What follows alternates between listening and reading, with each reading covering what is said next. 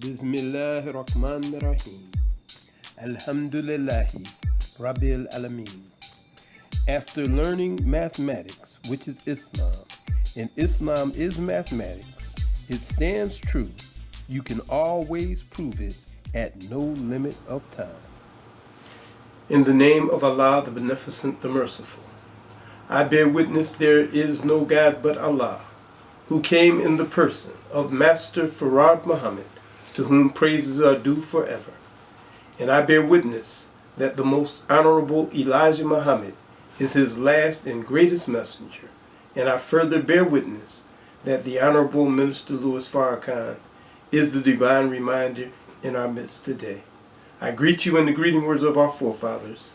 Assalamu alaikum. Brothers and sisters, I want to first apologize for taking a brief hiatus.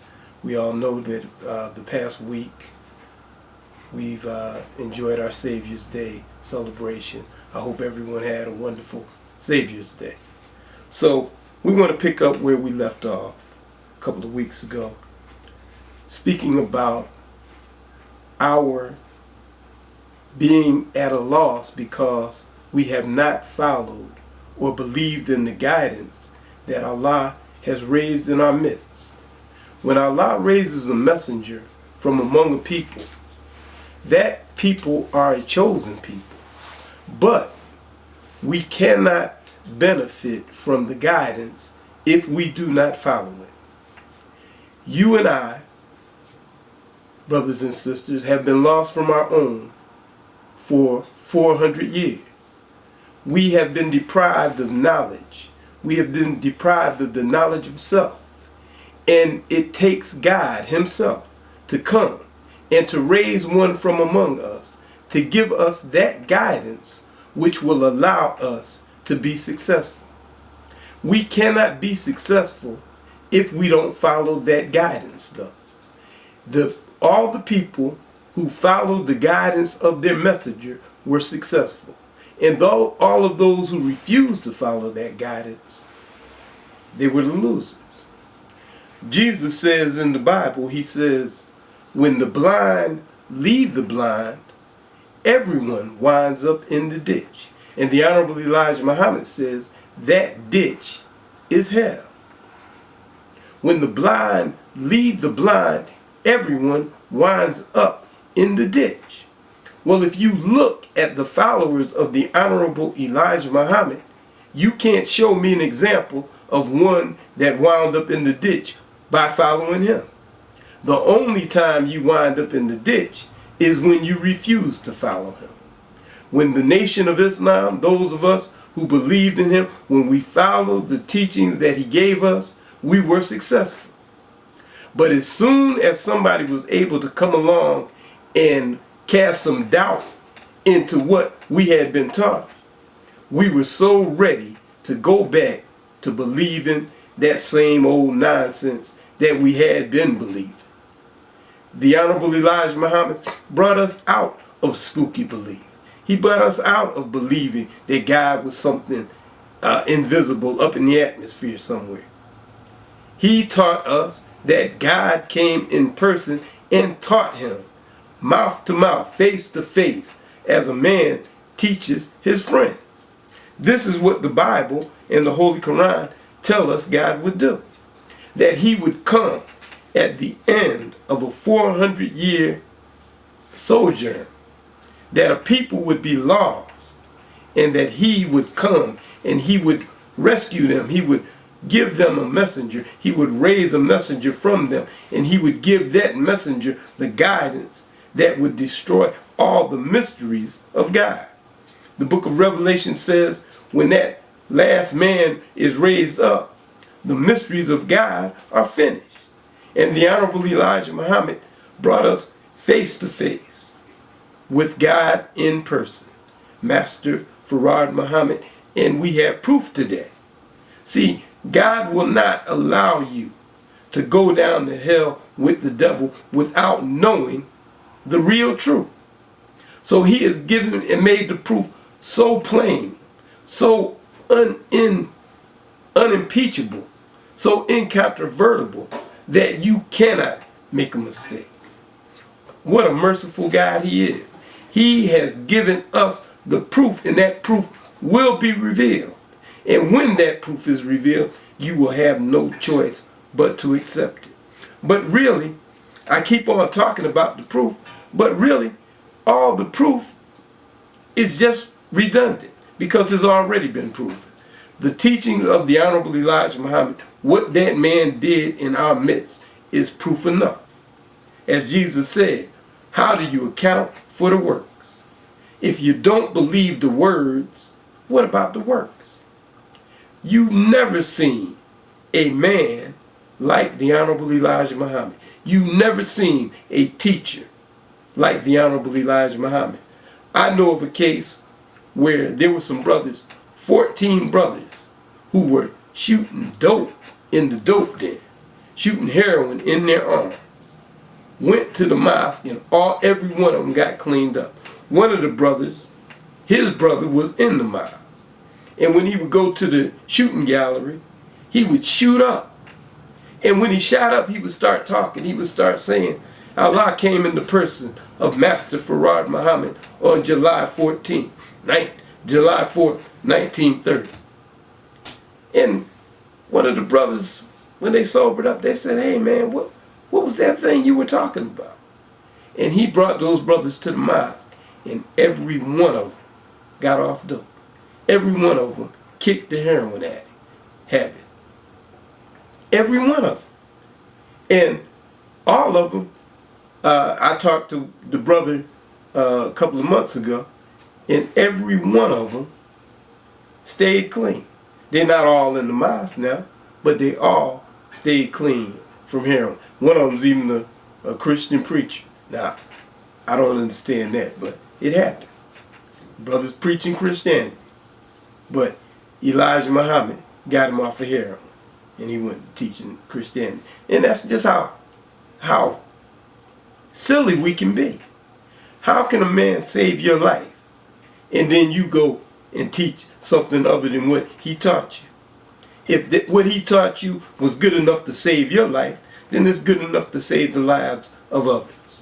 The Honorable Elijah Muhammad, the teachings of the Honorable Elijah Muhammad have brought men and women out of prison, off of the track, off of all kinds of evil, reprobate lifestyles. He has brought people from that and cleaned them up. So when you follow the Honorable Elijah Muhammad, you don't wind up in a ditch. Some of the greatest examples of Muslims, some of the most famous Muslims in the world are followers of the Honorable Elijah Muhammad. Muhammad Ali, Minister Farrakhan, Imam Warafuddin Muhammad. All of these men were followers of the Honorable Elijah Muhammad. And they're the most famous men on earth for just being Muslims. So, when you follow the teachings of the Honorable Elijah Muhammad, you're not going to wind up in the ditch. You're going to wind up on top. But if you reject that teaching, then you suffer the consequences. I want to read something from the Holy Quran. In the book, the chapter 10, entitled Jonah. I'm going to start at the 41st verse. In the name of Allah, the Beneficent, the Merciful. And if they reject thee, say, my work is for me, and your work for you. You are clear of what I do, and I am clear of what you do. And of them are some who listen to thee, but canst thou make deaf to hear, though they will not understand. And of them are some who look at thee, but canst thou show the way to the blind, though they will not see. Surely Allah wrongs not men in aught, but men wrong themselves. And on the day when he will gather them, as though they had not stayed but an hour of a day, they will recognize one another.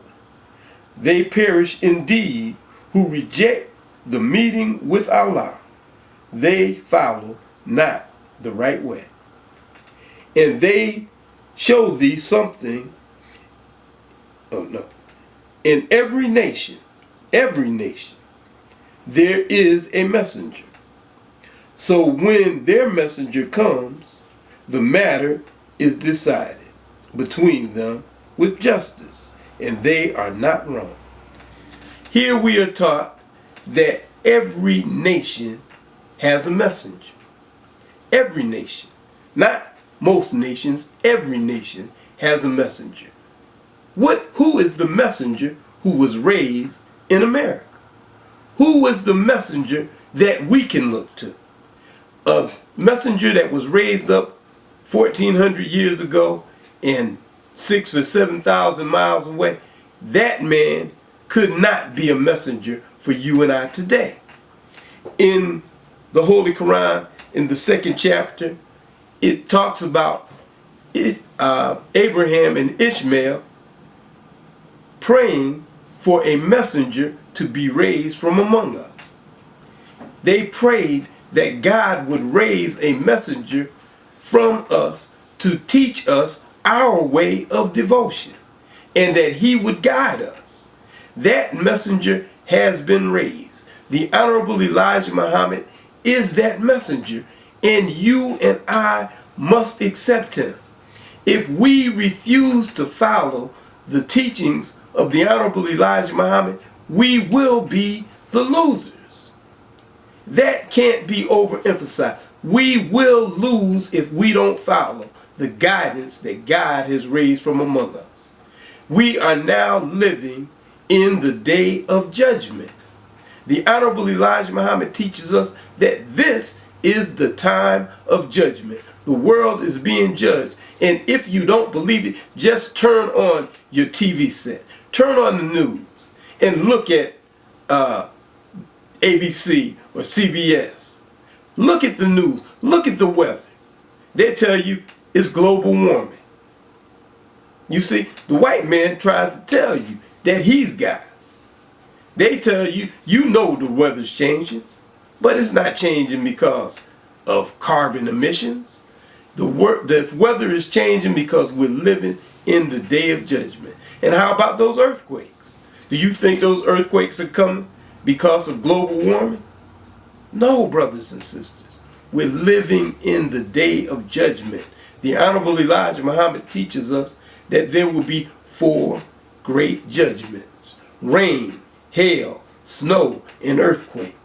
And you see it. You see these things coming on America, and we still sport and play. We still want to laugh and joke.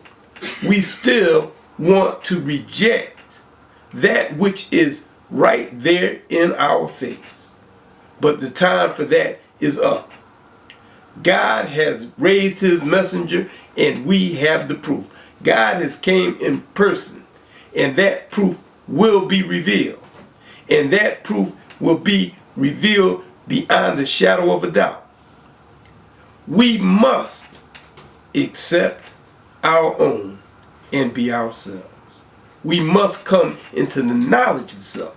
You can't accept your own and be yourself because you don't know who is yourself. Your own self is a righteous Muslim. That's who you are. Most of us know that many or most of the people who were brought here from Africa, our ancestors, were Muslims. Most of them spoke Arabic. This is the truth. This is something that we must know. You cannot be successful following after the devil's civilization. This is a civilization that is now going out, and a new civilization is coming in. God has said, and he has promised through the prophets, that he would raise us up a messenger, and that messenger would guide us into a hereafter that will make us successful. We are being offered a new civilization, a civilization of righteousness, freedom, justice, and equality. All we have to do is accept it. If we reject it, we will go down with the enemies of God. What possible future do we have in a civilization where we have 15 and 16-year-olds walking around with pistols in their pocket, shooting one another down in the street? What kind of future do we have in a civilization where our young girls and women are pregnant at 14 and 15 years old? What kind of civilization are we going to have when 17-year-olds are walking around with the HIV virus? What kind of civilization are we going to have when you have children graduating from high school that can't read the words on their diplomas? When you have a school to prison pipeline? These are the things that we are going through. I'm not exaggerating. You know these things are true. You know we have schools where the children don't have heat. They can't take their books home. They can't do homework. They're graduating from high school and they can't read. If they graduate, what kind of future do you think we're going to have in a civilization like that? But the Honorable Elijah Muhammad offers us a civilization of righteousness, a civilization of freedom, justice, equality. God has promised that he will put us on top after he destroys the powers of this world. He wants to qualify you and I to rule in righteousness. How will he do it? How will he put us on top? How will he make us the head and not the tail? It's easy for Allah. He will do that by giving us a knowledge and a wisdom that will guide the world in the civilization of the future. After this civilization is destroyed, and it's being destroyed right now, he will guide us and give us a knowledge that will be superior to any knowledge of anybody else. The knowledge that he will give us will be supreme wisdom, the wisdom that will guide the future of the nations of the earth. This is what he promises to you and I. He promises to give us a knowledge and a wisdom that will put us on top. And with that knowledge, with that wisdom, we will be the rulers of the planet Earth. I know that sounds strange. It sounds crazy. That Negroes, coons, shines will be the rulers in the hereafter. But that's what the picture that you're given in the Holy Quran. When God says to the angels, bow down to Adam. Adam had a knowledge that the angels didn't have. This God is doing today. He is giving you and I a knowledge, a wisdom that will put every other nation under us. We will no longer be slaves. We will no longer be the bottom rail. The bottom rail, he said, would come to the top. Well, who's under you and I? He said he would choose the despised and the rejected. You know that's us. We despise one another. We reject one another. We're the only people like that. But these are the people whom God said he would choose. He said he would give us supreme wisdom. And that supreme wisdom would make you and I the rulers in the hereafter. We will be the rulers because you cannot subject superior wisdom in inferior wisdom. And a people guided by Allah cannot be enslaved. So brothers and sisters, please look into the teachings of the Honorable Elijah Muhammad. The proof is there. But don't stop there. Know that the Honorable Minister Louis Farrakhan will bring a proof that will be incontrovertible. I thank you, brothers and sisters. Assalamu alaikum. Thank you for tuning in to 19 Minutes. You have just heard F. Shabakan Muhammad as he bears witness to the life-giving teachings of the Most Honorable Elijah Muhammad. Please like, share, and subscribe. Click on the notification bell to be notified when an episode is uploaded. We will see you next time for 19 Minutes, your weekly series appearing every Monday on YouTube at the 1900 hour or 7 p.m. Eastern Standard Time. Assalamu alaikum.